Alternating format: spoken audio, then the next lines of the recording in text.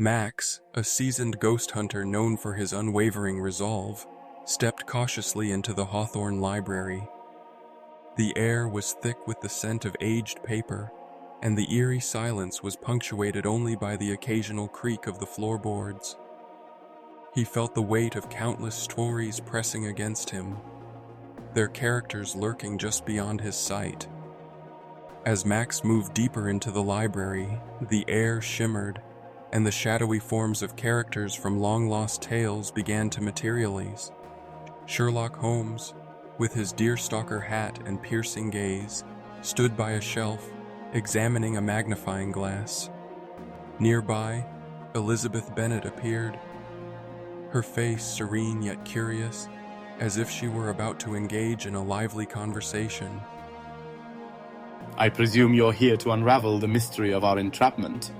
Holmes inquired with a hint of a smile. Indeed, and I hope to find a way to free you all. Max replied, his voice steady despite the surreal encounter. Elizabeth Bennet gestured towards a nearby table cluttered with open books. These tomes contain clues hidden within the narratives. Perhaps they hold the key to our release, she suggested, her voice as gentle as a summer breeze. Max scanned the pages, deciphering the cryptic messages woven into the stories. Each clue seemed to be a piece of a larger puzzle, a narrative thread that bound the characters to the library. Max approached the grand tapestry that hung by the fireplace. As he inspected it closely, he noticed the intricate weave was coming undone, revealing hidden symbols and a forgotten tale. This tapestry tells the story of a curse bound by unfinished narratives, he mused aloud. Holmes nodded thoughtfully. Complete the story, and perhaps the curse will lift, he proposed. Max began to read aloud, his voice steady and clear, weaving the final threads of the forgotten narrative together. As he spoke the last words, the room was filled with a brilliant light, and the characters began to fade from view.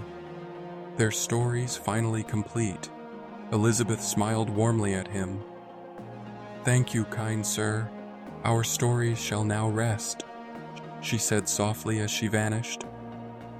Max stood alone in the now quiet library, the weight of the stories lifted. As the first light of dawn crept through the windows, he felt a sense of peace. The characters had returned to their tales, and the library was simply a library once more. With a final glance at the rows of books, Max turned and left the Hawthorne Library, his heart lighter for having helped bring closure to the stories that had haunted its halls.